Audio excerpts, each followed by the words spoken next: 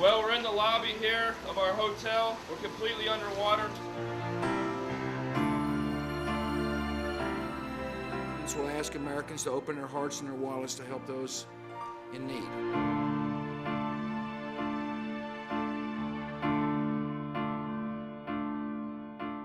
I was on a driving holiday with my dad, and it became clear that Katrina was developing into a major story. The boss rang and said, look, you'll have to come back from holidays. And he said it was okay to take my dad along with me. You can actually see him sitting in the back of some of the shots. With hindsight, not the best decision a son could make. I agreed to come along for the ride, but I didn't think it was going to be as bad as what it was. So we got word from Sunrise that there were some Australians that were trapped down at the convention centre. So Mike and I made the decision to drive into New Orleans and see if we could find them and help them. We approached a local police officer on the outskirts, and we wanted some directions. And he said, look, son, I got all the guns I own in my car, and I wouldn't go downtown right now. They're killing people. Obviously, that was the fear there. We just obviously thanked him and continued on our way. Back up. I thought it was really stupid for Mike and Trent to go down there because of the danger of it, and they were warned not to go down there, and yet they proceeded down there. And I felt that they putting us in danger. As we started to get closer to downtown, the place was a mess. There was trees down, there was power lines all over the place. There was people running around the streets and looked like gangs. We ran into a police officer who was waving a pistol and looked wild and frightened, and we spoke to him, and he'd just been involved in an altercation with some people and fired some shots. And I told him to drop everything. He took his weapon out and he ran. The scene at the convention centre was one of just absolute human despair. What do you tell a child, which is 2 years old, that you don't think that can understand something that's going on like this? Is she gonna die here?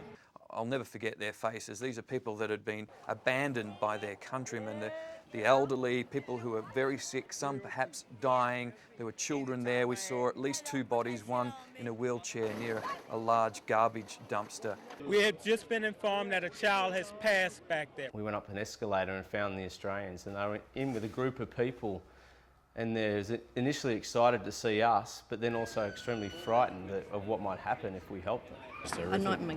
It's a battle zone. There's shootings, there's dead bodies in the street.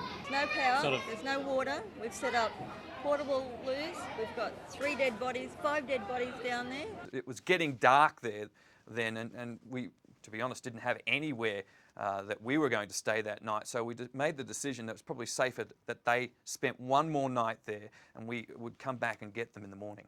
We've been warned not to leave this area, which is heavily guarded, and we were told to be off the streets well before nightfall. In the middle of the night, there was this huge explosion when a chemical plant exploded across the other side of the harbour. Now, at that point, all the security, all the police took off and were heading out of the city because, they wanted to get out of there. But we'd promised the Australians we'd come back, so we had to stay. I thought the whole place was going to blow up. I thought we were finished. The vehicle rocked. Well, that next morning we went back to the convention centre. We had an off-duty police officer. He had a weapon, and he actually gave me a weapon to put in the back pocket of the seat. It's just really, really bad. Yeah, well, we'll get you out of here. I think they were pretty relieved to see us again. There were tears, there was excitement. There was some cheering from other people that we were there to help. Walking out with nothing is very hard to do. Our life for the last 5 weeks is in our 2 suitcases, and we're walking out with just a pair of knickers. The couples were very concerned about leaving that walkway, and I never forget that. It was only a short distance to the car, but you could see how concerned they were about making that short walk from where they'd been staying to our car past thousands of people at the convention centre. The reactions of the Aussies getting rescued was unbelievable. They were so happy to get out of there and safe after what they'd seen and been through. You feel good to be out of there? Or? I'm sure they'll be okay. Fantastic. And we heard of another couple, a couple from Perth, who were staying at the front of their hotel. They basically been pushed out the front door. I haven't heard anything from the Australian government, and certainly no cooperation. As we're trying to get them into the car, these 2 police officers came across and grabbed Trent and I by the scruff of our necks and started jumper punching us. And a police officer came up and started roughing up Mike, and I thought, he's going to shoot Mike. they were angry that we were taking two foreign tourists out of the city but leaving others, and they were fearful that they would bear the brunt of their anger. It still sort of shocks me what went on there and what happened. It sort of changed my view of America.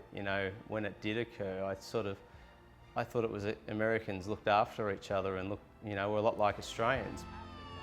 What would you do? What I saw was, a country not looking after its people that, took too long to react, and, the result was a lot of people died that probably shouldn't have.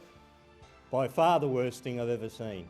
I couldn't believe it. I couldn't believe the danger and the mess the people are in, and the place was in such a mess.